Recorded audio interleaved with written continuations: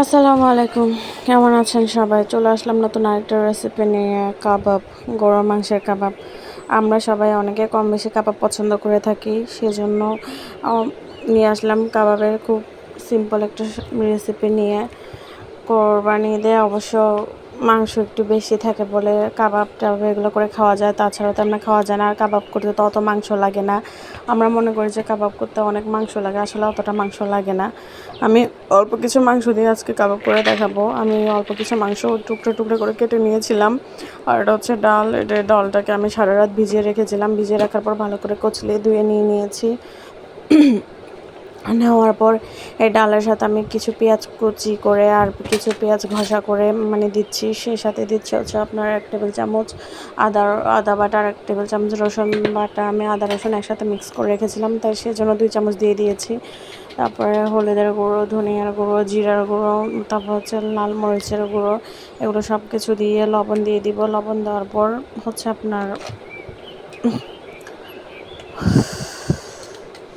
লবণ দিব। লবণ দেওয়ার পর হচ্ছে আপনার 2 টুকরা এলাচ, দারচিনি, তেজপাতা এগুলো দিয়ে নিব।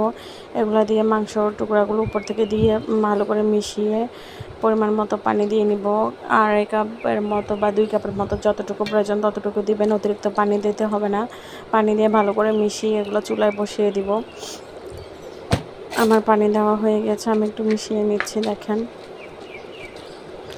এখন আমি ঢাকনা দিয়ে ঘোড়া চুলায় বসাই দিব। মিশানো শেষে এখন ফুটতে দিব। ফুটার হওয়ার পর আপনাদেরকে দেখাচ্ছি। দেখুন, আমার মিশ্রণটা এখন ফুটতে শুরু করেছে।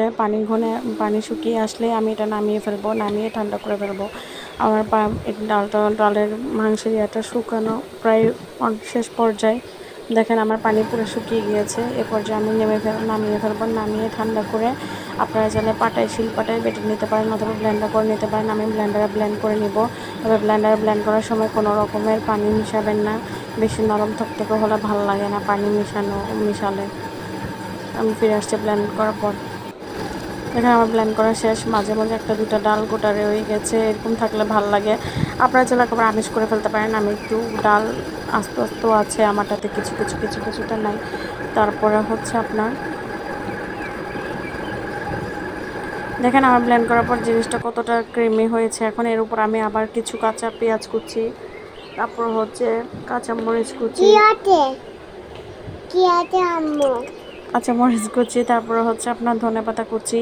যারা ঝাল খেতে পছন্দ করেন তারাও চাইলে আর একটু লাল মরিচের গুঁড়া দিতে পারেন। তারপর হচ্ছে আমি ম্যাজিক মশলা দিচ্ছি স্বাদ বাড়ানোর জন্য। আমি লাল মরিচের গুঁড়া আর একটু হলুদের গুঁড়া সব কিছু মিশিয়ে একটু ম্যাজিক মশলা দিয়ে নিলাম। আর একটু করে টমেটো সস দিচ্ছি, আমি মিনি প্যাকেটের টমেটো সস দিচ্ছি। বেশি দিতে হবে না, টমেটো সস অল্প দিলেই হবে। একটা ডিম ভেঙে দিব।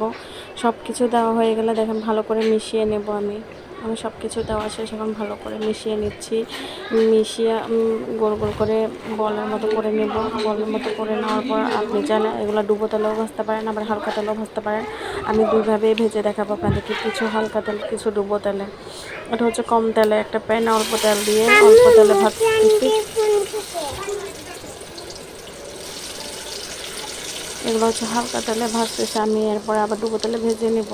আমার ভিডিওটা ভালো লাগলে অবশ্যই একটা লাইক কমেন্ট করে যাবেন। আমার পাশে থাকার জন্য আপনাদের সবাইকে অসংখ্য অসংখ্য ধন্যবাদ। ভালো থাকবেন সবাই, আমার জন্য দোয়া করবেন। আল্লাহ হাফেজ। আসসালামু আলাইকুম।